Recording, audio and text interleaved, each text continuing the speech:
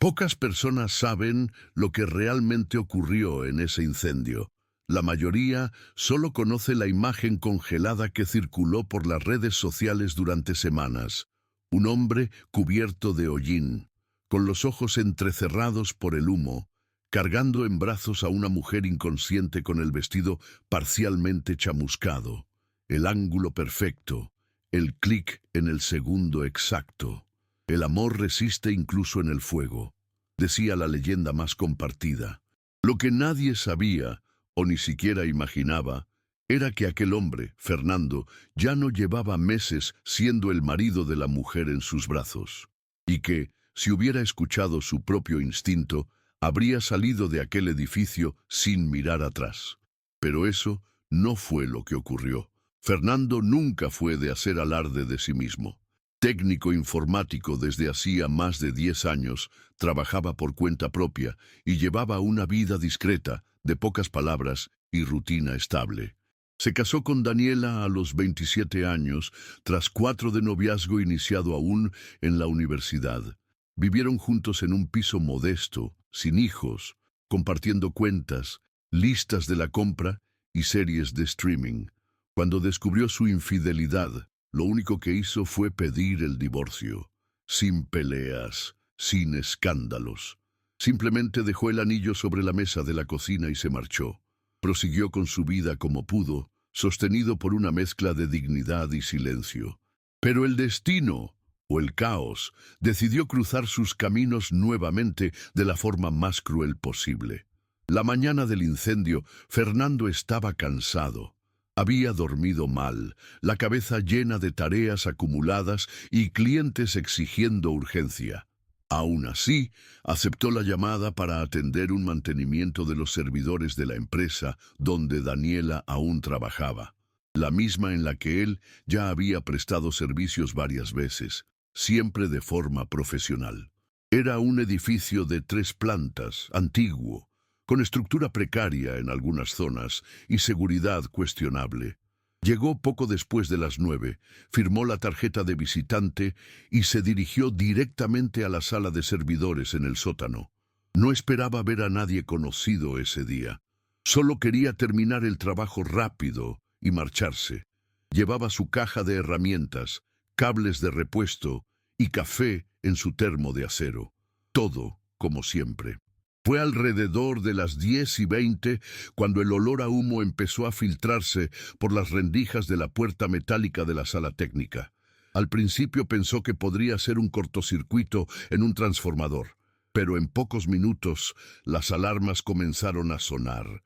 Fernando actuó rápido, cortó la corriente de la sala para evitar explosiones y subió las escaleras con el corazón a 1000. La primera planta ya estaba cubierta por una densa niebla de humo gris. La gente corría presa del pánico, gritando, unos tosiendo, otros simplemente paralizados por el miedo. De camino a la salida, escuchó a alguien pedir ayuda en un tono desesperado. El grito venía del final del pasillo, donde estaban las oficinas administrativas. Por un instante vaciló, sabía que los bomberos estaban en camino.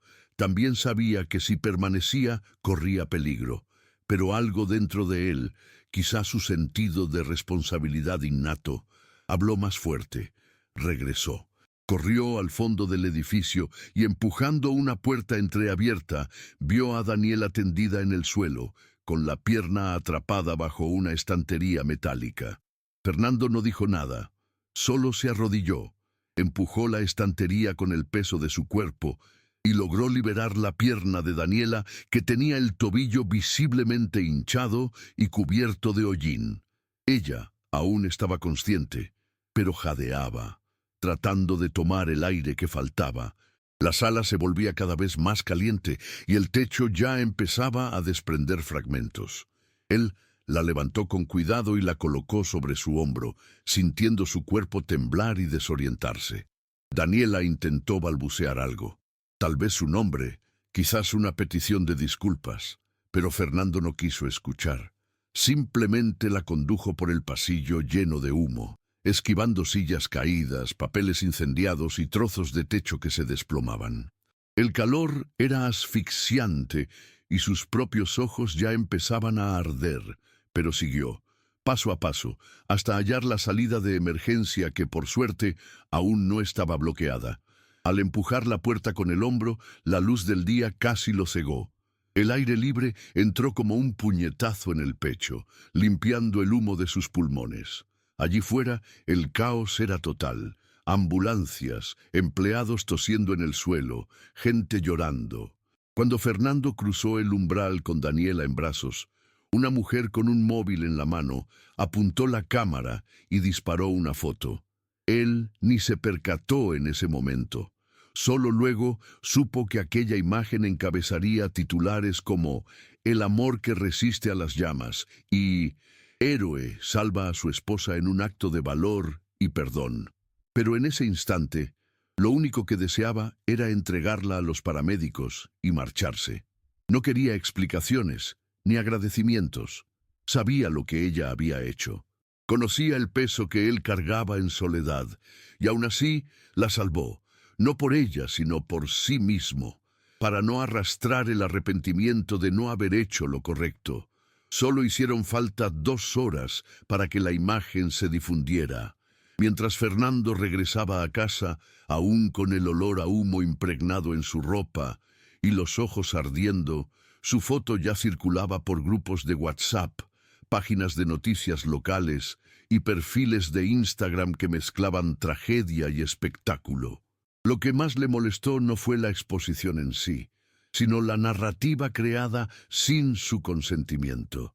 En cuestión de minutos, se le describía como el marido apasionado que arriesgó su vida por salvar a la amada, como si nada hubiera ocurrido entre ellos, como si no existiera dolor, traición o abandono. Aquella imagen borraba su historia real y lo elevaba a un pedestal que nunca pidió. Era como ser ensalzado por algo que para él era solo lo mínimo, no dejar morir a alguien. Al día siguiente, su bandeja de entrada hervía de mensajes. Periodistas querían entrevistas. Bloggers pedían permiso para usar la imagen. Viejos conocidos lo felicitaban como si hubiera completado una maratón épica por amor. Incluso Daniela, desde el hospital, envió un audio emocionado, diciendo que nunca olvidaría lo que hizo. La suegra también se puso en contacto, entre lágrimas, preguntando si podían empezar de cero. Fernando escuchó todo en silencio, pero no respondió. Aquello no iba de empezar de nuevo. No cabía más ilusión. Lo suyo fue salvar una vida, no revivir un matrimonio. Y en el fondo sabía, si permitía que la mentira creciera, su propio dolor quedaría cada vez más invisible. La herida que llevaba no estaba en las manos quemadas o en el cansancio extremo, sino en que nadie parecía dispuesto a escuchar la verdad.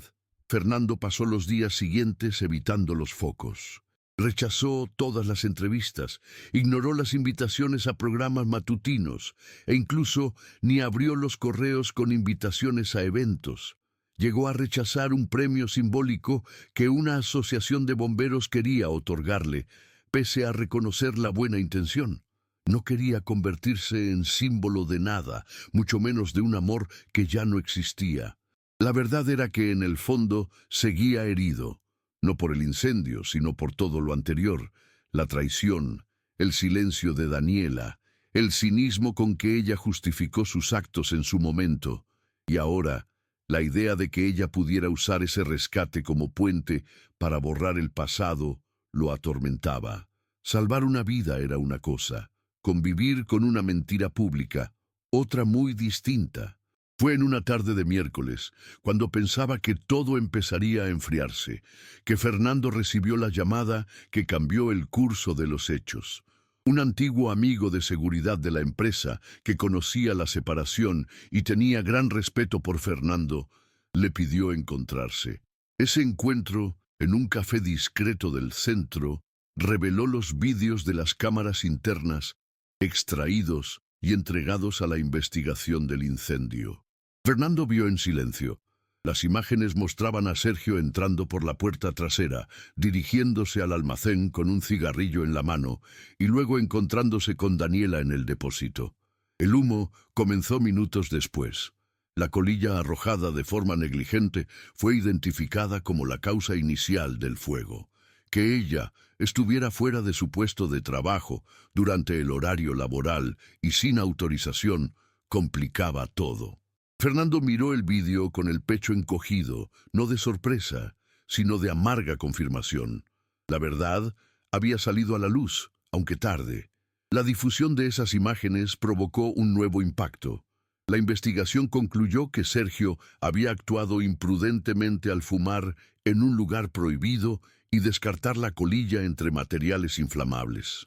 La empresa, ya cuestionada por la falta de seguridad, actuó con rapidez para evitar juicios mayores. Despidió a Daniela por conducta indebida, mientras Sergio recibió una pena leve, trabajos comunitarios y libertad condicional. Para Fernando, sin embargo, lo más doloroso fue el silencio del público. La foto del rescate seguía circulando como símbolo de heroísmo y amor, pero ahora nadie parecía dispuesto a hablar de la causa real del incendio. Era más fácil continuar romantizando su gesto que aceptar que el desastre fue fruto de irresponsabilidad y mala conducta. A pesar de que la verdad estaba disponible, pocos quisieron reescribir la historia. Los periodistas ignoraron los detalles del informe técnico. Las páginas de redes sociales prefirieron mantener la versión idealizada de la escena heroica. Daniela, por su parte, intentó usar el despido para acercarse de nuevo a Fernando, afirmando que todo eso solo probaba que estaban unidos por algo más grande. Él escuchó, pero no respondió. Sentía que cualquier palabra suya podría ser utilizada en su contra, convertida en otro ladrillo más en la construcción de esa mentira pública. Para él, el silencio seguía siendo la forma más digna de mantenerse íntegro. En su interior vivía un cruel conflicto. Sabía que había hecho lo correcto, pero también que lo estaban usando como parte de una historia que no era la suya. No buscaba venganza ni atención. Solo quería vivir en paz, lejos de interpretaciones ajenas. En los meses siguientes, Fernando reorganizó su vida para evitar todo contacto con Daniela o con su antigua empresa. Dejó de aceptar llamadas a esa dirección, recomendó a otros técnicos para futuros trabajos y rechazó cortésmente todas las invitaciones de la familia de ella, que aún insistía en considerarlo yerno, como si nada hubiera pasado. Volvió a trabajar desde casa, concentrándose en sus clientes habituales y manteniendo ese tono sereno de siempre, como si nada hubiera cambiado. Pero por dentro sabía que él mismo se había transformado. No por haber pasado un incendio o cargado a alguien en brazos, sino por descubrir cuánto estaba dispuesto el mundo a borrar la verdad si ésta no era lo bastante bella para compartir. A veces, cuando salía a tomar un café, alguien aún lo reconocía. Un señor en la barra comentaba: «Tú eres el del incendio, ¿verdad? Fue maravilloso». Y él simplemente asentía con una sonrisa educada, como quien agradece sin involucrarse. Era más fácil así. Explicar dolía más que dejar que creyeran lo que quisieran. Lo que realmente importaba ahora era no perderse a sí mismo. Cada día en silencio era una forma de reafirmar quién era. Alguien que no necesitaba aplausos ni titulares. Solo quería seguir adelante con dignidad. Y eso, descubrió, era lo más difícil y lo más honesto de todo. Daniela hizo algunos intentos finales. Mandaba mensajes extensos, mezclando arrepentimiento y nostalgia. A veces dejaba cartas en la portería del edificio donde vivía él, escritas a mano, con fragmentos subrayados y súplicas para hablar solo una vez más. En una ocasión, apareció frente al portal, esperando a que saliera. Fernando la vio desde la ventana, pero no bajó. Ya no se trataba de rencor o resentimiento, sino de entender que por mucho que insistiera, no había nada que reconstruir sin una base sólida. La traición había sido solo el inicio del fin. Lo demás lo destruyó la falta de verdad, el uso de su propio dolor como adorno para una fábula ajena. Fue en ese periodo que Fernando comenzó a escribir por su cuenta, sin pretender publicar, solo para ordenar sus pensamientos. Creó un archivo en su ordenador titulado Cosas que nadie ve, y cada noche anotaba pequeños fragmentos de lo vivido, sin florituras, sin poesía, solo hechos y sentimientos. Allí descubrió una manera de escucharse sin intermediarios. Y también de perdonarse, no por haber salvado a Daniela, sino por permitir que la narrativa falsa cobrara tanto protagonismo sin reaccionar. Poco a poco entendió que no toda verdad necesita gritarse para existir, y que, aunque no controlara cómo lo veía el mundo, sí podía escoger cómo verse a sí mismo.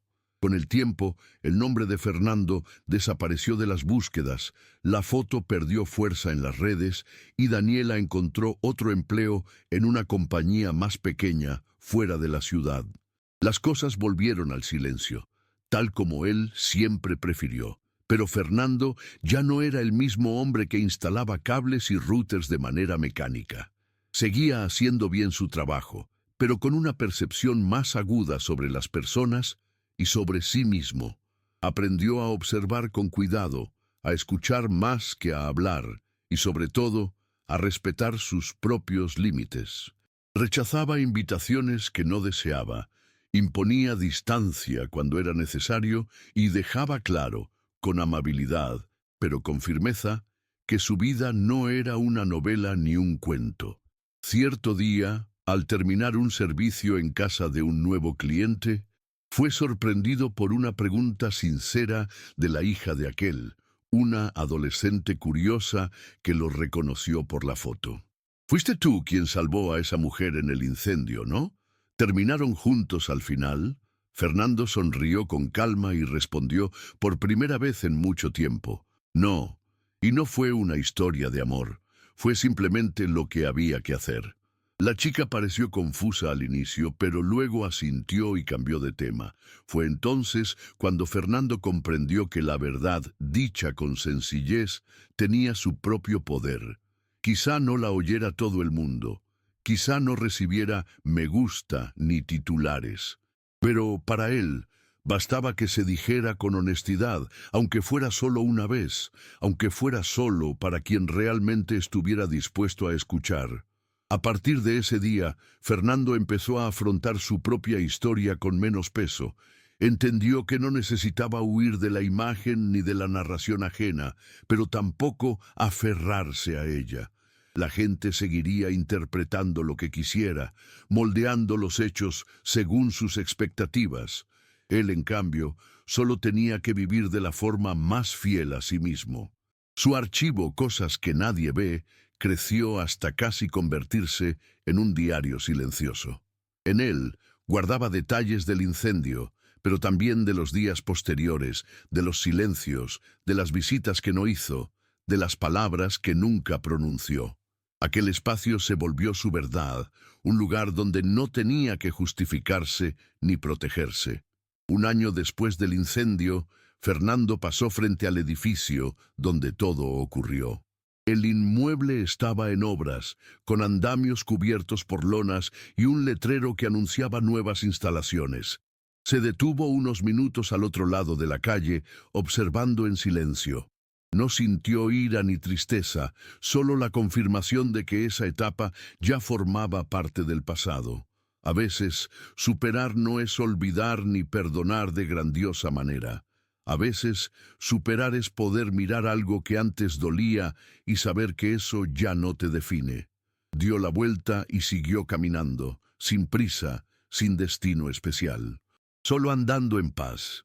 Por primera vez en mucho tiempo, no se sintió perseguido por ningún recuerdo, ni ensalzado por ningún mito. Una noche lluviosa de otoño, Fernando repasó todo el archivo que había escrito durante el último año. No sabía bien por qué lo hacía, tal vez para medir su propia evolución. Percibió cuánto había cambiado, no tanto en los hechos, sino en la forma de verlos. Ya no experimentaba el mismo nudo al evocar la traición, ni la rabia ante la narrativa pública. El dolor había dado paso a una silenciosa aceptación. Aquello, al fin y al cabo, le había enseñado más sobre sí mismo que sobre Daniela, Sergio o cualquier otra persona. Cerró el ordenador sin guardar cambios. Esos textos habían cumplido su función: ayudarle a recordar su fuerza cuando todos querían que interpretara un papel que no le correspondía. Meses después, recibió un correo de una pequeña editorial diciendo que habían leído fragmentos de su texto filtrados por un amigo en común. Le preguntaban si estaría interesado en convertirlo en un libro. Fernando leyó el mensaje 3 veces, pero no respondió de inmediato. No se trataba de publicar o ganar visibilidad. Era decidir qué hacer con su propia historia, con libertad, no por imposición. Tras unos días, contestó con pocas palabras: si es para contar la verdad, sí. Y entonces, por primera vez, sintió que lo vivido podría ser útil para otros. No como lección ni melodrama, sino como testimonio de alguien que sobrevivió a una mentira pública, a un incendio real y a una reconstrucción interna que nadie vio, pero que fue la más importante de todas. El libro se publicó meses después con un título sencillo: Lo que nadie vio. No tuvo una portada llamativa ni campaña publicitaria masiva, pero encontró lectores. Gente común que se reconocía en ese dolor silencioso, en aquella superación discreta, en el esfuerzo de continuar sin público. Fernando nunca dio entrevistas ni pisó escenarios. Siguió viviendo como siempre vivió, en calma, trabajando con sus mismos clientes y manteniendo sus hábitos. A veces alguien lo detenía en la calle para agradecerle las palabras del libro. Él sonreía, escuchaba con atención y seguía su camino. El libro no era sobre él, sino sobre todos los que alguna vez se sintieron prisioneros de una historia contada por otros. A ojos del mundo, Fernando fue el héroe de un incendio. Para él, solo alguien que decidió no abandonar a quien lo necesitaba, aunque aquella persona lo hubiera abandonado antes. Esa elección, que muchos romantizaron, él prefería recordarla como un acto de conciencia. La vida le enseñó que no siempre se controla lo que dicen de uno, pero sí se puede elegir cómo comportarse ante lo inmutable. Y quizá esa fue su mayor superación: no retroceder, no explotar, no callar por temor, sino seguir con integridad. Hoy, al mirar atrás, no siente orgullo por lo que otros vieron, sino paz por aquello que él supo llevar. En el fondo, Fernando sabía que la mayoría seguiría recordando solo la imagen. La foto del rescate aún circulaba de vez en cuando en campañas motivacionales, ilustrando textos sobre coraje, amor y sacrificio. Aprendió a convivir con ello. Ya no luchaba contra la versión ajena de su historia. Entendió que no hace falta combatir todas las interpretaciones. Basta con sostener la propia. Lo vivido era suyo, completo, con todas sus matices, rencores y silencios, y esa versión, aún sin focos, era la única que le importaba mantener viva. Años después, cuando un sobrino curioso le preguntó por aquel momento de gloria, Fernando respondió con calma mientras preparaba café en la cocina: no fue gloria, fue elección, y no siempre las elecciones correctas nos hacen felices. A veces solo nos dejan en paz. Y eso, sabía él, era lo que había conquistado: la paz de quien no cedió a la ilusión, de quien no permitió ser moldeado por expectativas externas. La paz de quien salvó una vida, y sin saberlo, se salvó a sí mismo en el proceso. No por heroísmo, sino por humanidad. Y eso, estaba convencido, valía más que cualquier titular.